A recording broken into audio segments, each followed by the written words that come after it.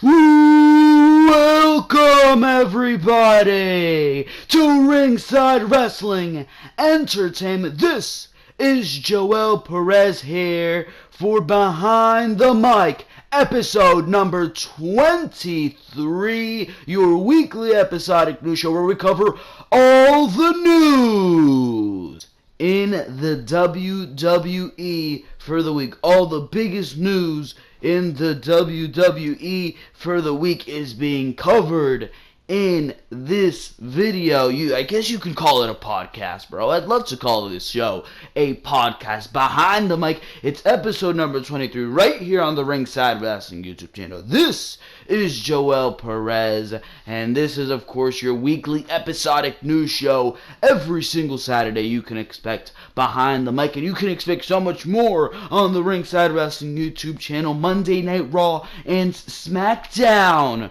review and results videos for this week are up, so y'all can make sure to go check those out, as well as the ones from previous weeks. And Extreme Rules happened. I don't even remember when. I believe it was last Sunday, so I guess you can go check that review out. So we have all that good stuff on the Ringside Wrestling YouTube channel. Make sure to go check out all that good content. Leave likes and comments on those videos, and make sure to leave a like and a comment on what you think of all the news in this video, because we have got a lot of it. Before we go into anything, I just want to remind you to subscribe to the Ringside Wrestling YouTube channel. Best value you're gonna get out there in the IWC, YWC, YouTube wrestling community, internet wrestling community. So don't miss your opportunity. Don't miss any content, and make sure to subscribe and hit that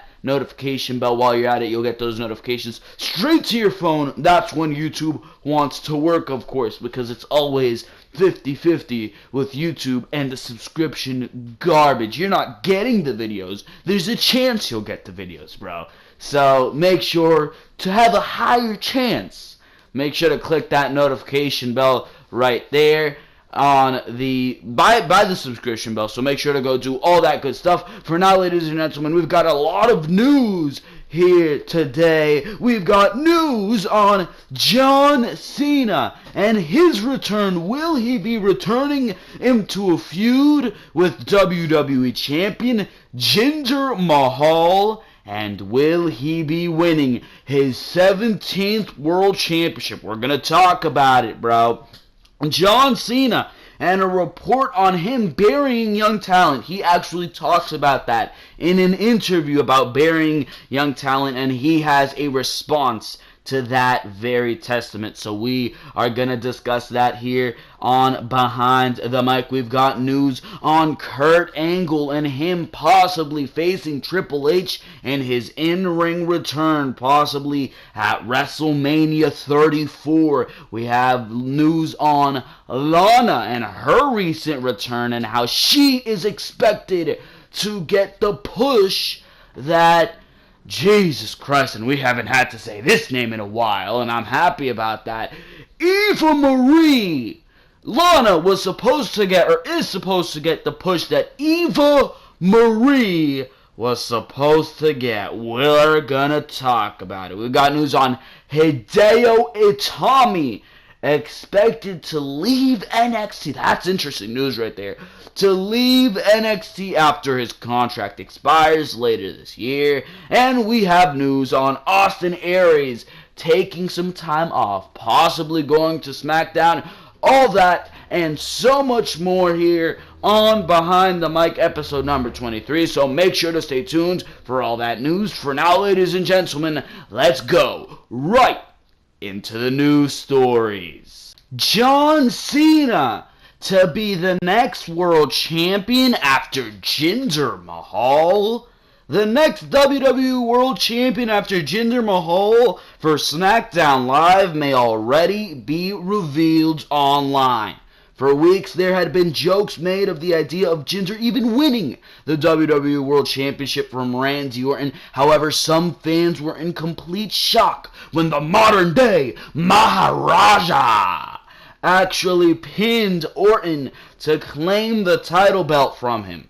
Now there are odds out there which suggest the superstars with the greatest chance to become the next world champion after Jinder. WWE fans who want to avoid any possible spoilers may want to steer clear, although keep in mind, these are merely rumors at the moment.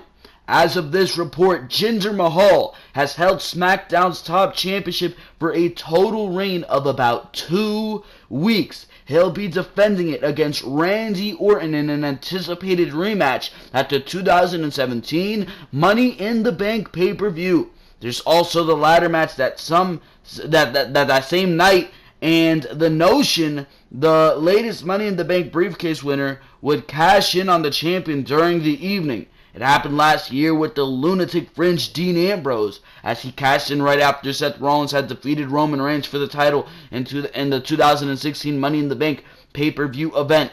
According to WWE Leaks in their report on Tuesday, Camby odds makers have published new odds for the next champion. Surprisingly, Randy Orton comes in on the list at 9-4 odds, while every Money in the Bank ladder match competitor is underneath him.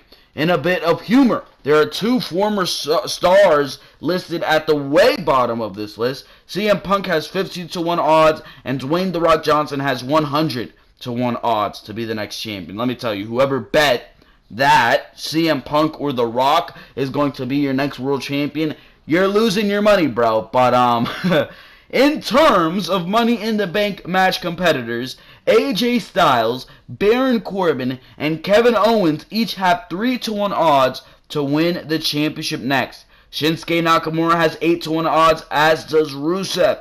Sami Zayn checks in with 10-1 odds to hold the belt next, followed by Ziggler at 20-1 odds. So who does that leave to become champion next?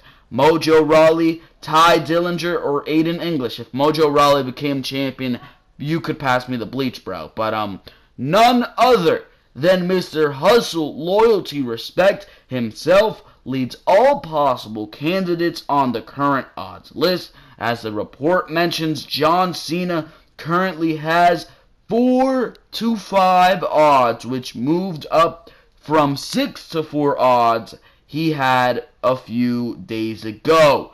Back then, Cena was tied with the lone wolf Baron Corbin, who is being discussed in WWE rumors to actually win the Money in the Bank briefcase this year.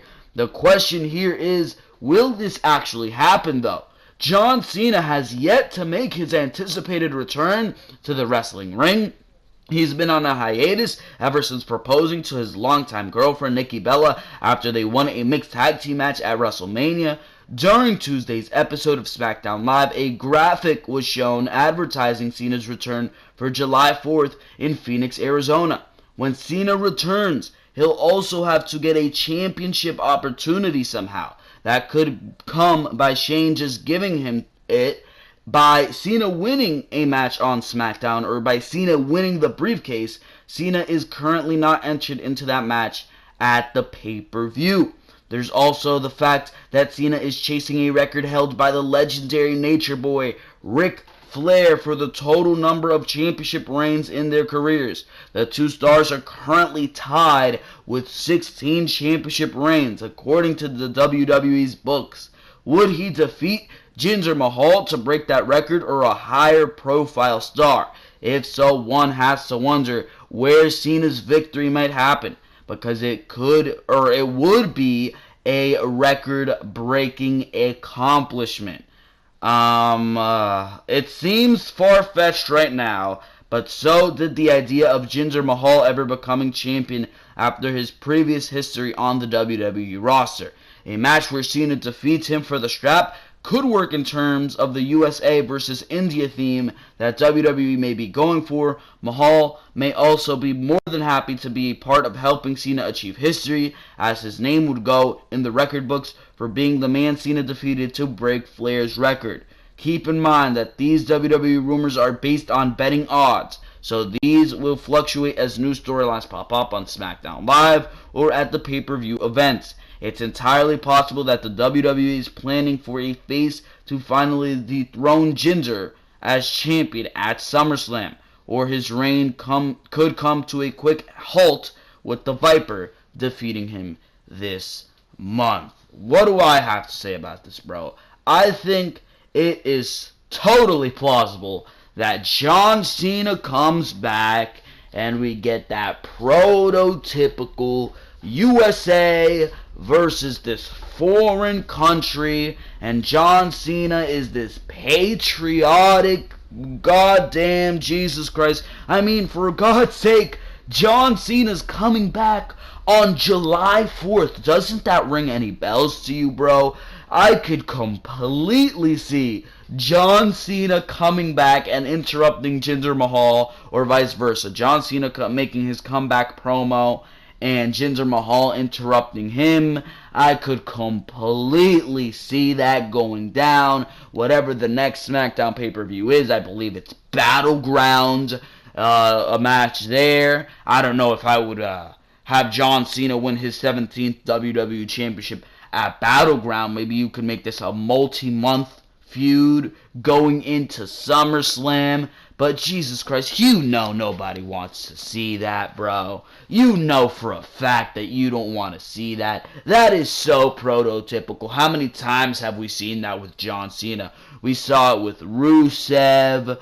We saw it with all types of guys, really, bro. It happened back in 2007 with the Great Khali. That's always the storyline John Cena goes into, and it seems so typical with Jinder Mahal. Even with AJ Styles, that was kind of the storyline. But instead of AJ Styles being anti-America, AJ Styles was more of the outsider in the fact that he was the indie wrestling guy, and John Cena was this big corporation, almost like America.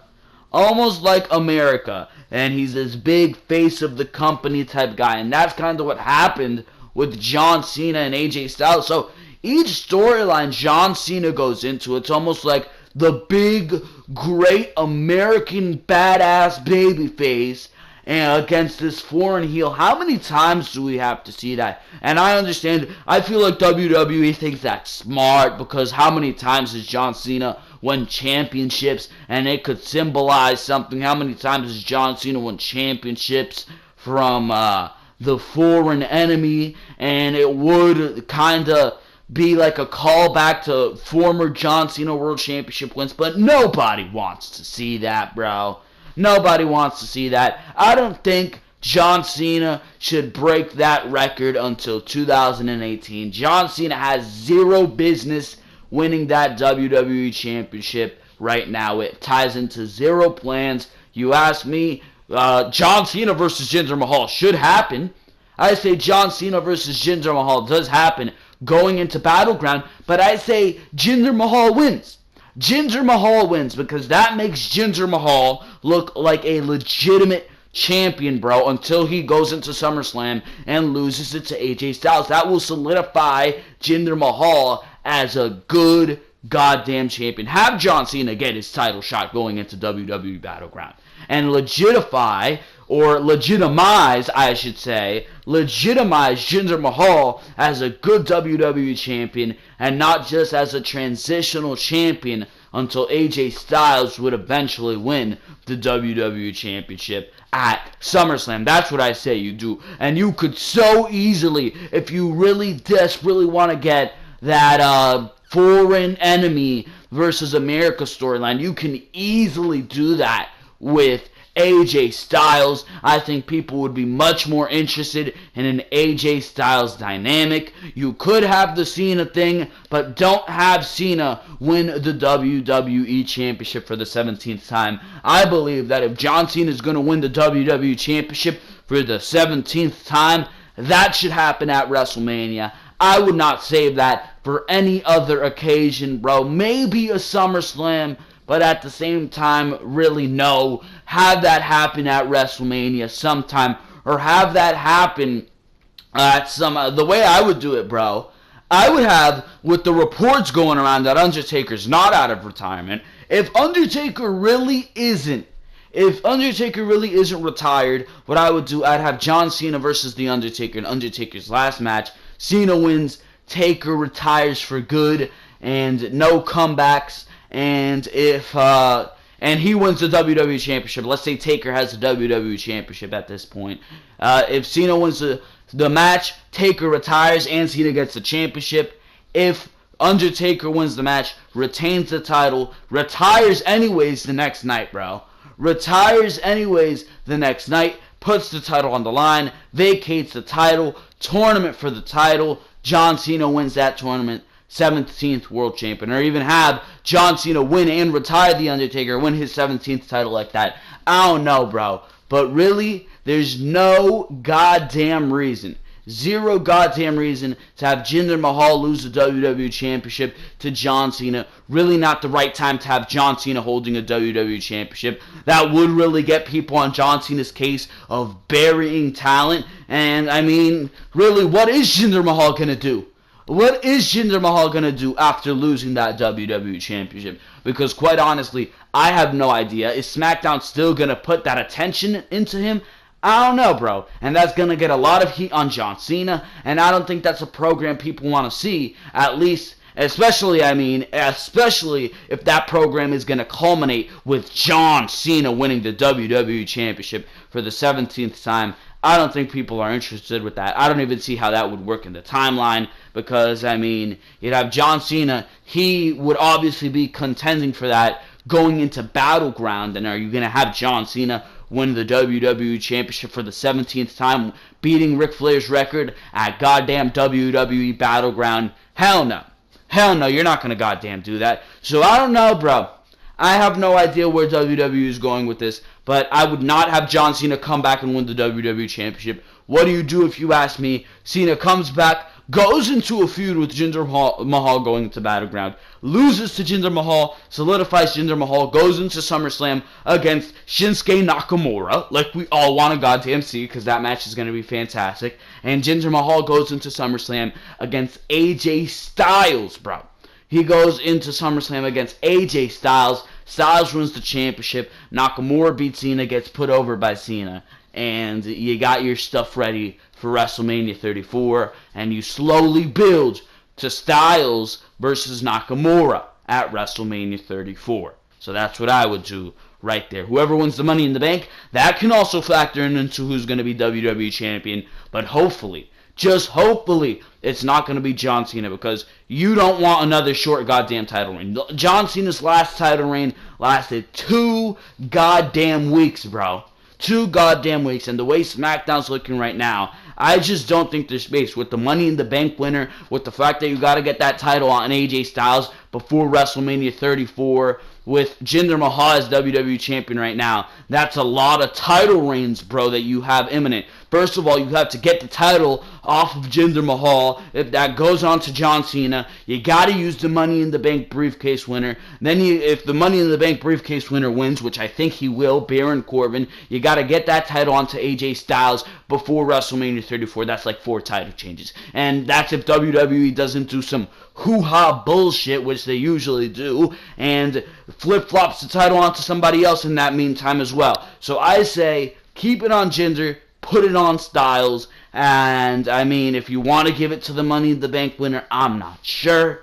I'm really not sure. I doubt AJ Styles is winning the Money in the Bank. So I don't know. There's a lot of moving pieces right now. I still think it's too early to tell, but just hopefully it's not John Cena, because I don't want to see that. I'm sure nobody watching this video wants to see that. And I mean, it just wouldn't be good for John Cena's reputation, or for anybody for that matter. We got this news on John Cena burying talent and what he had to say about what the people say about him about burying talent. And this is a very interesting read, just what he said here. And to be honest, if he does come back and beat Jinder Mahal, that could be considered John Cena burying talent. I wouldn't argue that, bro. Because what's Jinder Mahal going to do after he goes into a rivalry with John Cena? But let's talk about this. For a good part of his long main event run in the WWE, there have been many claims that John Cena buries younger wrestlers. That was the one thing the 16-time world champion wanted to clarify in a recent interview, and as he explains it, it's less of a case of him making his opponents look weak and more of these wrestlers not having enough motivation in the grand scheme of things. Speaking to the Wrap on Tuesday, Cena opens up about a number of topics, including the new season of American Grit, a Fox reality show where he serves as host and executive producer. But being that the 40-year-old WWE superstar is far better known for his many years of success in the squared circle, it wasn't too surprising that the interview focused mainly on wrestling. And while it wasn't suggested that John Cena buried The Miz in their memorable feud on Smackdown Live earlier this year, the Wrap looked at how John Cena appeared to be so willing to let The Miz fire away with comments that, while part of a scripted storyline, oftentimes hit so close to home. If you look at my existence in WWE, this is Cena talking. If you look at my existence in WWE, I have never asked anyone and will never ask anyone to pull any punches, Cena explains. I believe that it's a strong, survive environment and accept nothing less. Cena also denied the suggestion that WWE officials tend to protect him more than they do other on-air talent, given the fact that he's tied with Ric Flair for having the most world championships in WWE history, as well as the arguable face of the company. According to John, he had to work his way to the top and earn every inch of his success, and it's easy for fans to forget this in his early struggles in the business. The Wrap also addressed the constant allegations of John Cena burying younger, less experienced wrestlers or making these opponents or rivals of his look weak in the long run, oftentimes with the other wrestlers failing to regain their standing within WWE as a result of looking weak against Cena. Cena said, "This is why I have the reputation of quote-unquote burying younger talent, because I will let them do whatever they want with me, and then after they get done, they're not as motivated. So it's not that I sink their ship, it's that they fail to operate at an elite level, and I'm on to the next person, to whom I say, hey man, bring your best punch, and I'm gonna punch back, and they don't take that attitude beyond me." A few former WWE superstars have notably unloaded on John Cena and how he buried them and killed any semblance of promise they may have had in the company. One such example is Ryback, who has made unsavory comments about Cena on multiple episodes of his podcast, which is absolute bullshit, by the way. Conversation with the Big Guy. Ryback had arguably reached the peak of his WWE career after his 2013 heel turn, but wasn't able to escape the mid-card after he had lost the feud he had with Cena in the months following WrestleMania 29. And again, this is my opinion, but I think I'm pretty accurate on this. I think he's done so much harm for so long to new talent to getting over, breaking out there in the WWE. That's what Ryback said in quotes from a January 2017 episode published by WrestleZone. Also in January 2017, former WWE mid-carder Alex Riley appeared on Colt Cabana's Art of Wrestling podcast, and as the Inquisitor reported, Riley alleged that John Cena buried him during his WWE run due to an unspecified backstage incident that changed the path in his career. A 2013 article from Bleacher Report listed a number of reasons why John Cena is supposedly ruining WWE's product, and one of the top reasons was the perceived burial of the promising Nexus fashion. At SummerSlam in 2010, Cena had almost single-handedly helped Team WWE defeat the Nexus in a 7-on-7 elimination match, and had later convincingly defeated Nexus leader Wade Barrett in the main event of that year's TLC pay-per-view, emerging victorious despite being fired in storyline at one point in his rivalry with the stable. What are your thoughts on how John Cena addressed the accusation that he buries younger wrestlers? Here are my thoughts.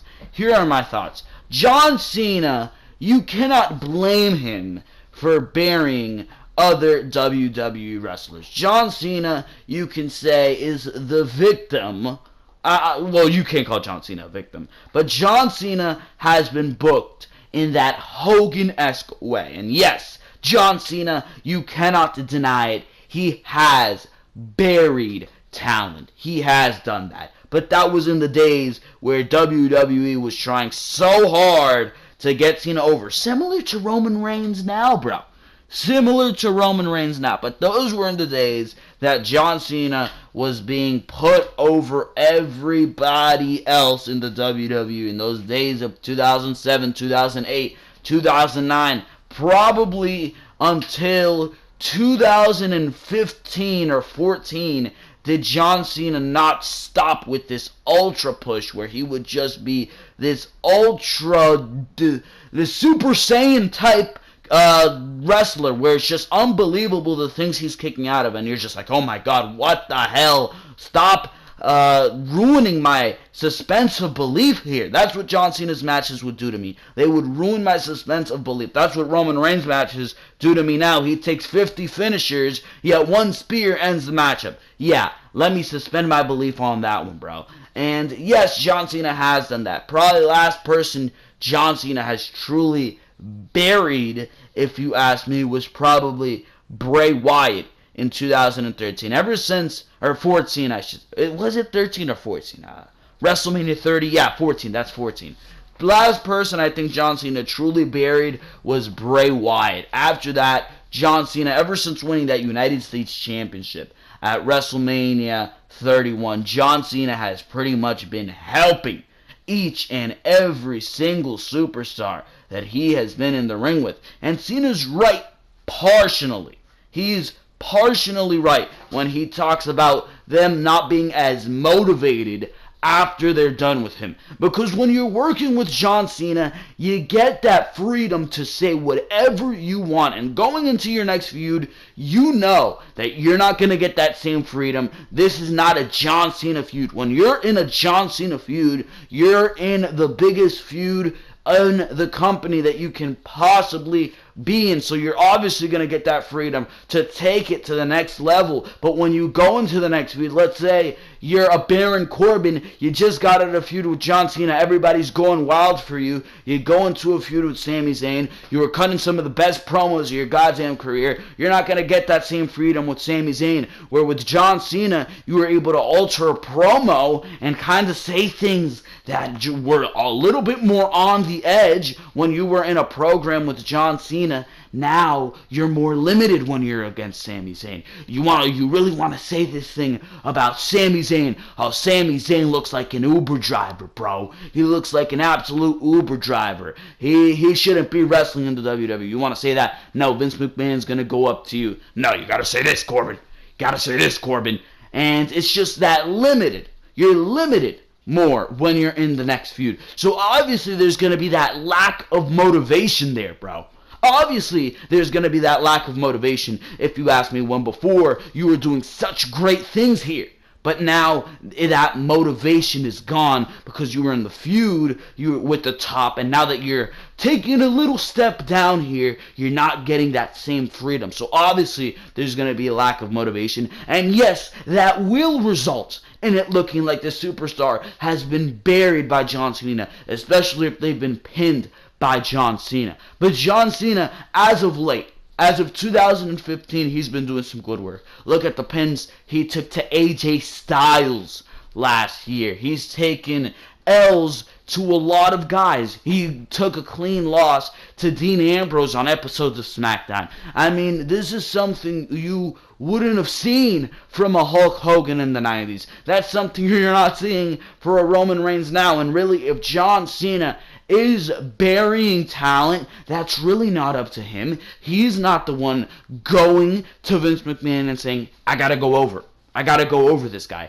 John Cena really isn't using any political power beyond saying, I want freedom to say whatever I want in my promos. That's really the only political power that he's using there. So as far as John Cena burying talent, no. As far as WWE's creative, making it look and booking John Cena to be so goddamn illustrious in the ring and just this superhero type god, that's their fault. That's WWE Creative's fault if they're just making John Cena so above everybody else. That is WWE Creative's fault. But as far as John Cena goes, the character of John Cena has been known to bury talent. As of late, not so much. But you can't blame that on John Cena. You have to blame that on WWE Creative and the way they booked a John Cena, a Hulk Hogan, a Roman Reigns, bro. That's what you got to consider right there. So for now, ladies and gentlemen, let's move on to the next story. I hope you agree with what I'm saying here. Make sure to leave your comments because this is a very, very interesting news story here, and I would like to hear your opinions on what you think of that. Moving on here, we got news on Kurt Angle. He could be facing Triple H in his in-ring return later this year. Why? Why Triple H? Let's read this goddamn article and then I'll tell you what I goddamn think because I have opinions about this one.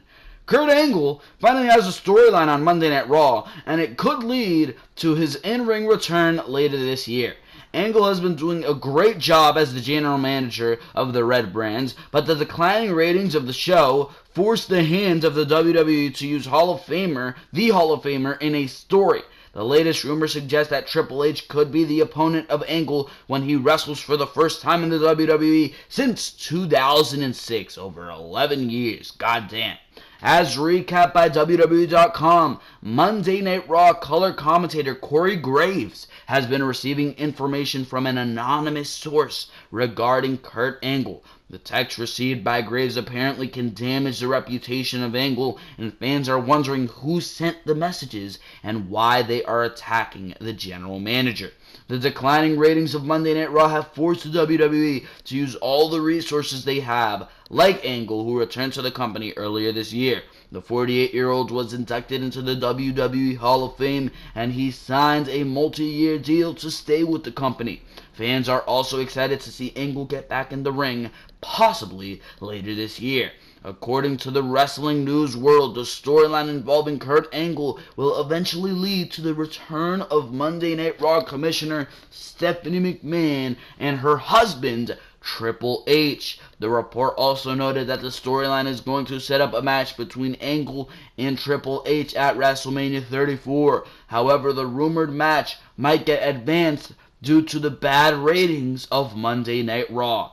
Blake Ostrick, I don't know how the hell to say that, but Blake of Forbes pointed out that the WWE is known for putting up great storylines heading toward the summer. Some of the storylines the WWE has used over the past years include CM Punk taking the WWE Championship away from the company, the takeover of Nexus, and the $1 Million Mania, where Vince McMahon was giving out $1 million to one fan every week. I don't think that is a $1 million idea, but whatever. $1 Million Mania was awful, but I don't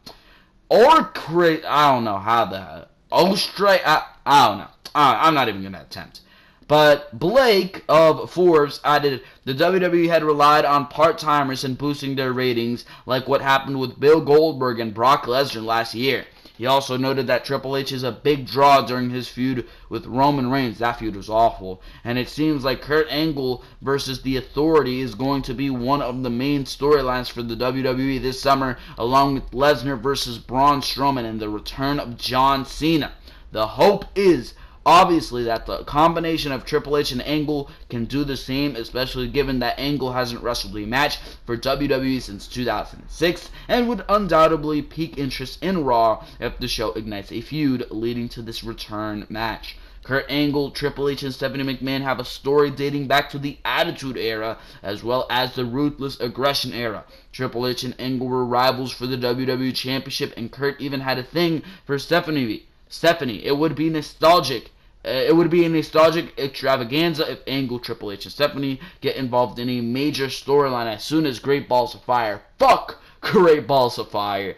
Do this at SummerSlam, but Triple H is already past his prime, and he is now a WWE executive. However, he is still in tip-top shape, and he can put on a great match. His last match was at WrestleMania 33. This article says 34. Fix that, bro. You made a little botch there, but when he lost to Seth Rollins in a non-sanctioned match, Triple H is also a safe worker and can protect Kurt Angle, who has had 5 neck surgeries throughout his career. Goddamn, 5 goddamn neck surgeries. That is a lot. But however, it should be noted that these are just rumors at the moment and nothing has been confirmed. There have been no reports suggesting that Kurt Angle has passed the WWE medical. Fans should tune in every week on Monday Night Raw to see if there will be any progress on Angle's storyline. The WWE tends to change their plans on a regular basis, so nothing is set in stone. There is no reason whatsoever, if you ask me, that we should be getting Kurt Angle versus Triple H. It is 2017. We've seen that storyline. I don't care if there's still potholes going on in that goddamn storyline and there's something of remnants there to be finished up. It doesn't matter, bro. It really does not matter. There is an infinite amount of talent that Kurt Angle could face on the Monday Night Raw roster alone, bro. Look at the names you have on that roster. Samoa Joe. That name alone, bro. That name alone is enough. Samoa Joe. Roman Reigns, bro. Samoa Joe, Roman Reigns, Finn Balor, Seth Rollins, Bray Wyatt. Oh my God. And you're telling Braun Strowman, you're telling me you're going with Triple H of all names? Going into SummerSlam, you could have a monstrous feud with Samoa Joe and Kurt Angle. That would be fantastic. Samoa Joe just going against everything that Kurt Angle says, destroying every single name on the roster, going on a path of dominance despite Angle's constant saying of, no, stop it, Joe, stop it. He can take out Seth Rollins. He can take out a Finn Balor. He can use steel chairs and just beat the crap out of everybody. Heath Slater and Rhino could come out. Samoa Joe, steel chair to them. Coquina Clutch, Muscle Busters, bro, which we still haven't seen on the main roster for who knows why. And Kurt Angle has to come out every week and tell Joe, stop it. Stop it right now, until Kurt Angle finally has to be the one to step back in the ring and say, you know what? If nobody on this roster can take you out, I'm gonna take you out on my own. That would be absolutely fantastic, bro. There's no reason for Kurt Angle to be stepping in the ring with Triple H. That is 2017, not 1999, bro. There's zero reason for Triple H and Kurt Angle to be stepping in the ring together once again. Would it be a good match? Sure. Would it be a great match? I don't think so, bro. I don't think so. If there is a match for Kurt Angle to go into, it is Samoa Joe, it is Roman Reigns, it is Braun Strowman, it is Bray Wyatt. Imagine a match like that, Bray Wyatt versus Kurt Angle. That match would legitimize Bray Wyatt. That'd be a fantastic goddamn match. I would love to see that. Jesus Christ. You can do a lot with Kurt Angle. Do not waste his return on Triple H. Yes, there is a story to be told. Is it an intriguing one? Is it as interesting as a story with Samoa Joe would be, with a Bray Wyatt would be? And hell no. Hell no. No way in hell it would be as interesting as that. There's no reason for Triple H to even be in the ring anymore. I don't think Triple H needs to step in the ring anymore. I don't think there's any use for Triple H in that WWE ring anymore. And there's certainly no use for him against Kurt Angle. There's a bunch of talent for Kurt Angle to face on that roster. And Triple H would be one of the last ones on my list. Tell me who you think should go against Kurt Angle. If you say Triple H, Jesus Christ, I'm gonna kill you, bro. But comment down in the comment section below what you think of this news story. For now, let's move on to the next news story. Lana expected to receive a big push meant for Eva Marie on Smackdown Live. Oh my God. Let's get started with this one. A few weeks ago, it was reported that Eva Marie was finishing up with WWE. Most people weren't surprised to see her leave the company since she wasn't featured on WWE programming since last August. Eva Marie was suspended for violating WWE's wellness policy. Before that, she was expected to receive a major push to the top of the women's division. Almost a year later, WWE officials have finally found her replacement. There's no need for a replacement of Eva Marie. Eva Marie is terrible, bro. There's no need for a replacement of Eva Marie. She needs to be terminated, but there's no need to replace her. You can create something new, but there's no need for a gap. Eva Marie wasn't making any gap in the WWE SmackDown Women's Division, but I mean, the opening segment of this week's edition of SmackDown Live revealed the women's Money in the Bank briefcase, and a lot of people were surprised it wasn't pink, but more fans were surprised to see the return of Lana to WWE television with her dancing gimmick. She was not dancing, that is no dancing gimmick. But Shane McMahon turned her down for a spot in the ladder match, but the Ravishing Russian will have a chance at the SmackDown Women's title instead. What has she done to earn that? Nothing. A lot of people are questioning if WWE officials are making a huge mistake by giving Lana a title shot in her first match on SmackDown Live, probably her first match on WWE television. The WWE Universe loves Lana, so it's only a matter of time before she has an established spot on the Blue Brands. However, a title match is an intense way to begin her push because her new gimmick will only have 2 weeks to get over, and she's in a situation where Lana needs a big win. It's being reported that Lana will be receiving the push that was originally intended for Eva Marie. There was going to be some noticeable differences. For instance, Lana will have a women's title match immediately. It is just an indication that whatever WWE officials were planning for Eva Marie has been given to Lana. But a lot of the creative plans need to be reworked because WWE fans gave her a unique reaction on SmackDown. There's also a report going around that the WWE officials were planning for the Ravishing Russian to be a top heel on SmackDown Live. Eva Marie was a natural heel, and the pairing of Lana with Naomi is an indication that she was ready for a run as a heel. However, the WWE Universe gave a surprising babyface reaction for Lana, which means she will most likely be booked as a face instead of heading into WWE Money in the Bank. Clearly, the powers that be have huge plans for Lana going forward. She arrived, received a strong reaction, and was given a SmackDown Women's title match at Money in the Bank. It's a huge push to get this quickly, but the bigger issue for everyone is it could put the Ravishing Russian in an unwinnable situation. The women's division on SmackDown Live has received a lot of praise for its depth and for utilizing the full roster since the brand split. Lana adds another strong personality to the division, but WWE officials are also throwing her right into the middle of the fire. Typically, a new character wins a lot of matches to get the new gimmick over, especially for someone like Lana, who wasn't featured as an active wrestler until recently. Until now, goddamn. A SmackDown Women's title match puts a ton of pressure on Lana to perform immediately at the highest level of the division. Not only that, but a clean loss doesn't do her any favors out of the gate. However, there is a possibility of WWE officials putting the title on Lana at WWE Money in the Bank.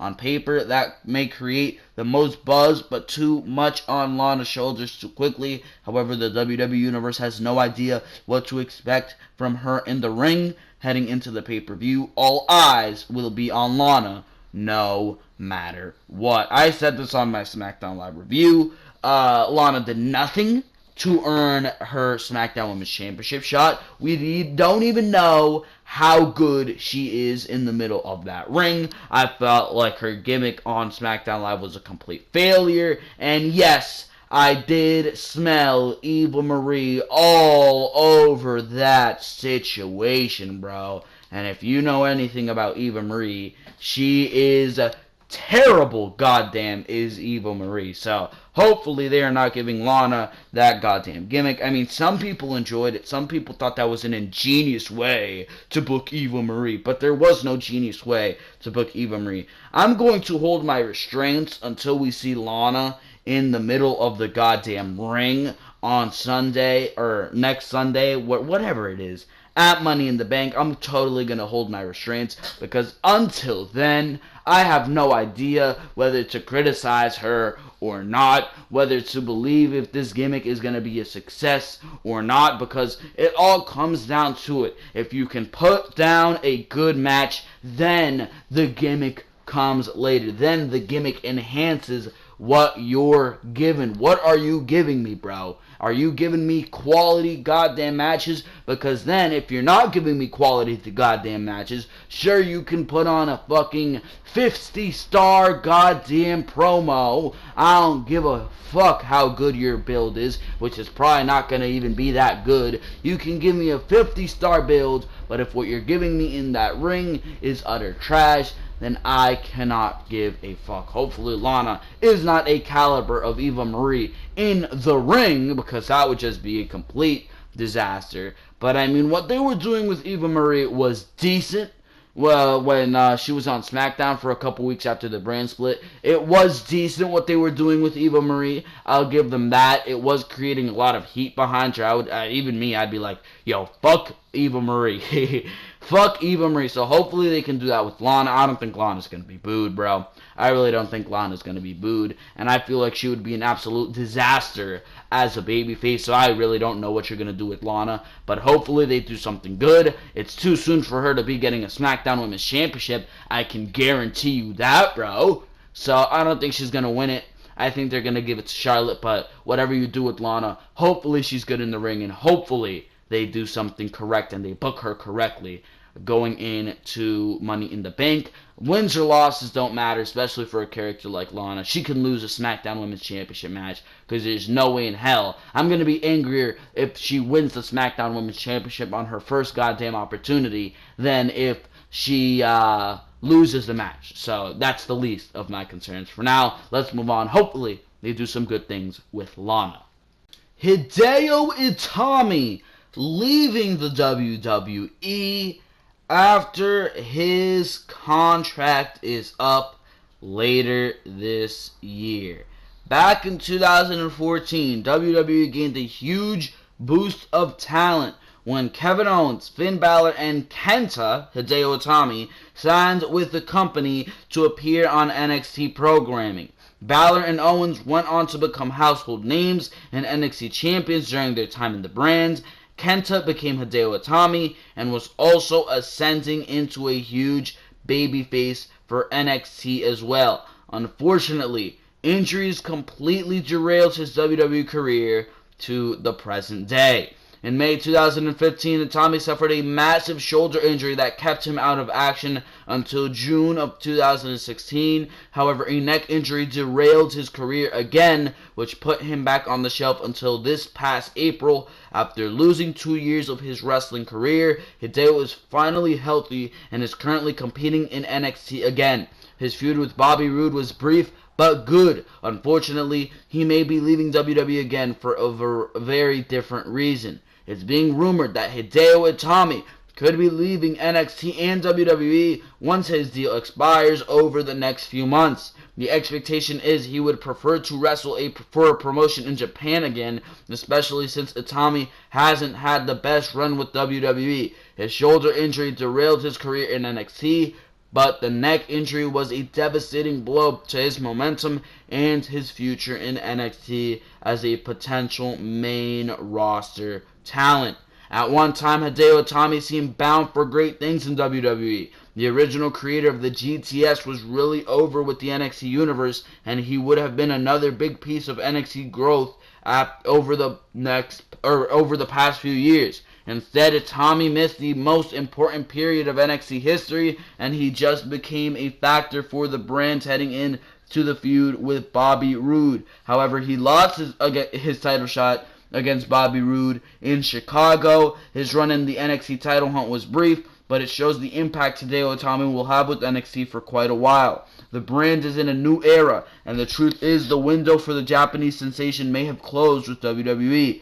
There still is an opportunity for Itami to succeed on 205 Live or re-emerge as a top guy for NXT, but his desire to be with his family in Japan is understandable considering all the circumstances he's under. The WWE website even did a video teasing Hideo's self-imposed exile to Japan after losing to Roode. Meanwhile, a heel turn has begun for Itami on NXT programming, which is expected to lead to a feud with Cassius Ohno over the next several weeks. Since his contract is expected to expire over the next few months, it's unlikely a sizable push will happen for him. Unfortunately, his NXT career will most likely be defined by his injuries. The fact that WWE isn't the be-all and end-all of the wrestling industry, it might be the land of opportunity, but Kenta has an extensive history in All Japan Pro Wrestling and Pro Wrestling Noah. He will likely get offers from most other promotions, including Ring of Honor and others. Like any athlete, a big injury at the wrong time can kill a career. Thankfully, Kenta has Japan to go back to, and that could still be a great thing for him. The WWE Universe will never know what could have been with Hideo Itami. He had a very high expectations when he came into the company, but he didn't underperform like some wrestlers. Instead, WWE fans will be forced to think about what could have been for him in the WWE if the circumstances were a little different. Most certainly, Hideo Itami could have been something fantastic in NXT if those injuries would not have plagued his career. You still can't say that Hideo Itami for sure is leaving the WWE. I would not be so soon to say that. Maybe things will turn around in the next couple months.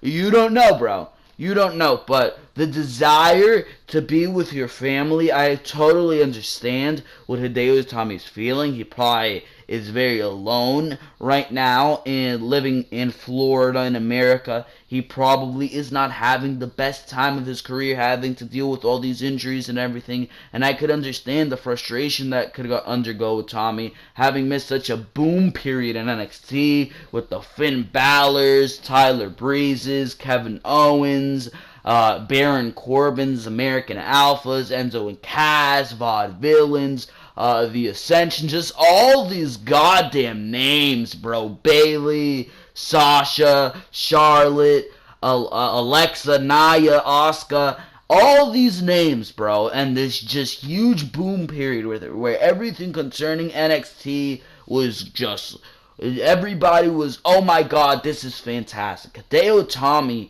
missed most of that, bro. And the fact that he missed that, because Hideo Itami, you still look at Hideo Itami as a talent that came in that period, and he was there in that period, but he never really got his foot in the ground, and these injuries that plagued him really affected him, bro.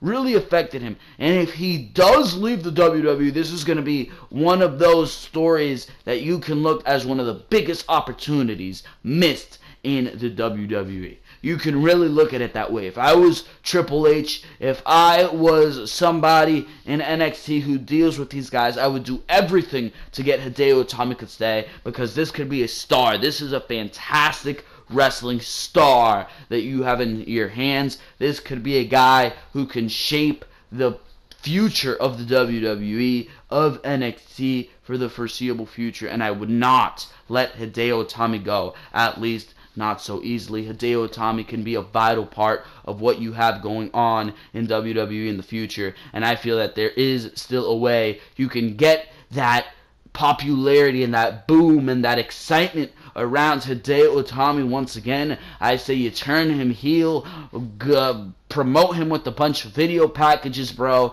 Make this guy just get heat behind him, bro. Get heat behind him, because at this point, when it comes to him being a face, the crowd really wasn't getting behind him. You really had to refamiliarize people with Hideo Itami, and I feel like the NXT didn't do such a great job at that, but with the heel turn, I feel like you could still turn things around with Hideo Itami, and hopefully he doesn't leave the WWE, because he could be a big part of the WWE's future. He could be as big as a Finn Balor. He could be as big as all these guys, Baron Corbin, as a Sami Zayn, all these guys coming up from NXT. He could be as big as all these guys, and I feel it would be a huge missed opportunity if you let Hideo Itami go. So hopefully Hideo Itami, his career does turn around over these next couple months before his contract expires later this year, because I would hate to see Hideo Itami go. Leave your comments in the comment section below. Tell me what you think of this news story. For now, I think we're going to wrap things up here on Behind the Mic. for now, ladies and gentlemen, that is going to be Behind the Mic episode number 23. I hope you have enjoyed every single thing that you heard here. Like I said at the beginning of the video, make sure to go check out all the other content on the Ringside Wrestling YouTube channel. Monday Night Raw and Smackdown reviews for this week are up. You had Extreme Rules, review and results, preview and predictions last week, and Behind the Mic last week as well. None of the news on that video is outdated yet, so make sure to go check out Behind the Mic episode number 22 as well. Links for all those videos are down in the description, and of course, I will see you here next week, next Saturday, for Behind the Mic. I hope you enjoyed every single thing you heard on this video. Make sure to like this video if you enjoyed what you heard here. Make sure to comment what you think of all these news stories, and of course, make sure to subscribe so you won't miss a thing on the Ringside Wrestling